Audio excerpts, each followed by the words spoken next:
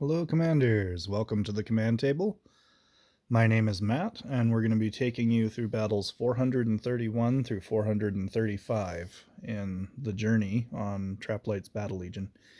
Before we get into that, though, if you'd please be so kind as to like, subscribe, and if you want notifications when I drop new videos, be sure to hit that notification bell. Also, if you have any questions or comments, please feel free to leave those below. Okay, let's get into battle 431. Okay, for this one, we have a couple of storm callers in the back here with barrier monks and druids all over the place. And then there's 3 earth elementals, whoops, and a couple of giant toads. So something's right on the front line. I decided I'd go ahead and tag a draining spirit onto that. The draining spirits come in handy, especially when the earth elementals split apart. So that'll start working on that, and then it'll eventually, as the units advance, they'll end up tagged on to my thorn guards, which will just hold it in place to help burn through the various stages of the earth elementals. The assassins I have situated to take out the storm callers. Anything else is a bonus. All I really want to do is delete those storm callers, and whatever else happens after that is just honky-dory. Okay, so we've got 3 crystal spires. That's to help burn through the earth elementals when they split. So the draining spirit and the crystal spires will do that.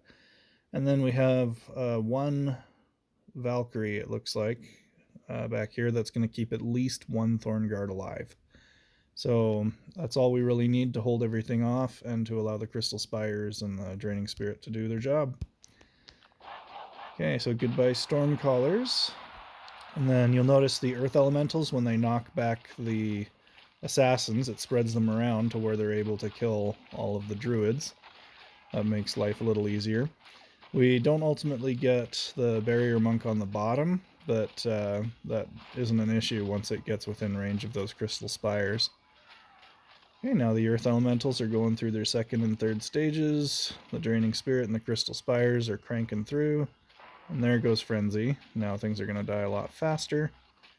And good game. Alright, let's move on to 432. Okay. So for this one, we're going to do our typical delay and burn strategy. We've got 2 sets of entangling roots to counter this melee swarm.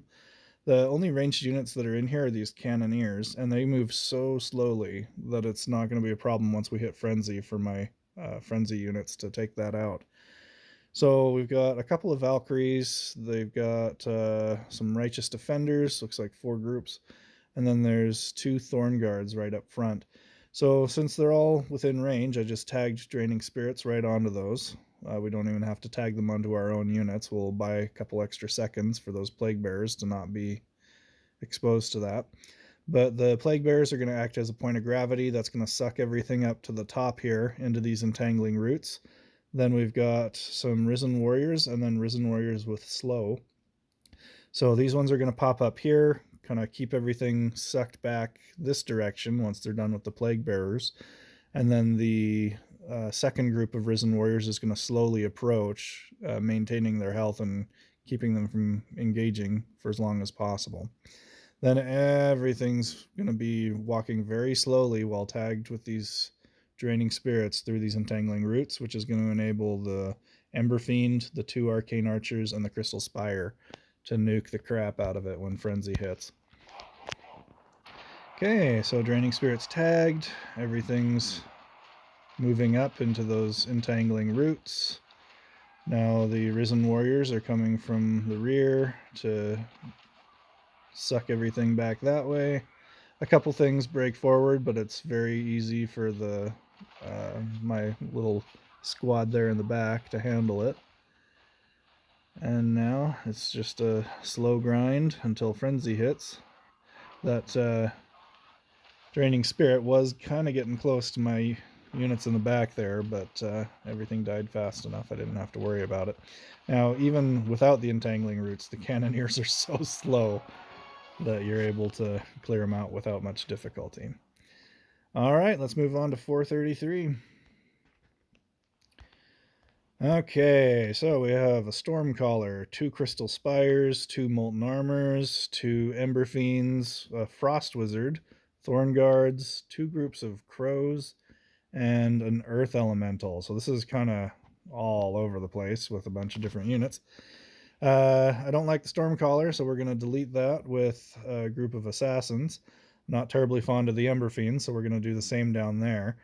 And the rest of this is just burn through the little mini swarm. We've got our battle drummer with a bunch of dire wolves and warhounds, and that's just going to be able to burn through whatever's left. By eliminating the thorn guards with this bomb bot, that's going to remove the major threat to all of this, and it's going to be able to carry through without much of a problem.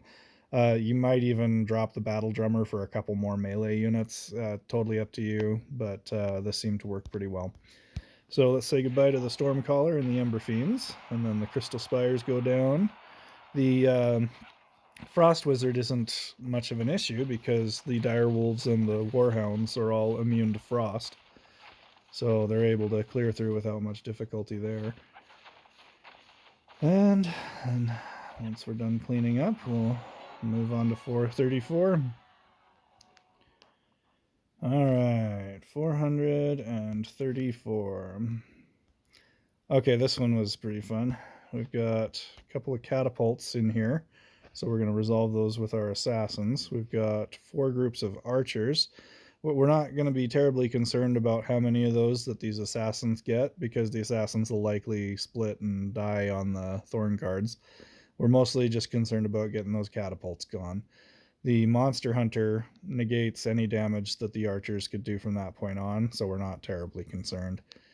The Valkyrie back here is going to sustain our monster hunter through these thorn guards. We've put our entangling roots here to delay the thorn guards from reaching the monster hunter all at once. And I think, I'm trying to remember what, I think that's just another assassin hiding back there. So yeah, so there's just 2 groups of assassins. So a bunch of shield bearers, bunch of thorn guards. That's all just going to slowly go through this meat grinder. And the 2 draining spirits that I've got here are going to be clearing out about half of this. So I don't think the draining spirits even reach. Oh, it's not 2 draining spirits, it's 1. The other number there was the entangling roots. So yeah, you'll notice when the thorn guards arrive, the monster hunter doesn't have too much difficulty because there's not too many of them. And they only reflect damage back. So since the monster hunter is so low level, he's only reflecting his own damage. So it's not gonna be too terribly troublesome that they're much higher level. Okay, now there's just a couple of thorn guards left, and then even if my Valkyrie died at some point along the way, it would be fine because the monster hunter's completely immune to the archer's damage. All right, let's move on to 435. There we go. Okay, I had a note about placing the druids better, but I don't think it's even an issue, so we'll just take a look at where the druids end up with these faceless knights down at the bottom and see if you want to reposition them, but it's not a big deal. So we have a couple of Valkyries, a druid, a paladin, we've got a cannoneer, we have a bunch of faceless knights, we have some thorn guards. So since the thorn guards are all very accessible, we're just going to blow them all up with our bomb bots. That's going to make it to where the Untamed Beast has very minimal difficulty getting through the rest of it. The Faceless Knights have a medium range melee attack that stuns, so using the Untamed Beast was an ideal choice given that it's immune to stun. The 2 druids are just there to kind of keep the Untamed Beast topped off. The Untamed Beast does have double Berserk, which is available this era, but even in an era without it, you'll probably be just fine using some damage power stones or something. The 2 assassins, they're there to take out the Valkyries and the druid and whatever else is a bonus. Even if they don't get the paladin, it's not going to be that big of an issue. We should be fine. Okay, so goodbye Thorn Guards, goodbye Valkyries and Druid, and the Assassins get a few extra things along the way, which is very handy. But even if they didn't, we should still be just fine. We don't get below 50% on that Untamed Beast, so the Berserk Power Stones aren't necessary. So you'll see where the one druid got clipped, so maybe spreading the druids out up and down might make it to where they're less likely to both get hit. Okay, so anyway, that's 431 through 435. Thank you for watching. Again, please do like and subscribe.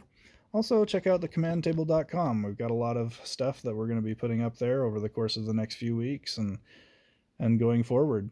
So thanks for supporting the channel, and we'll have more for you soon.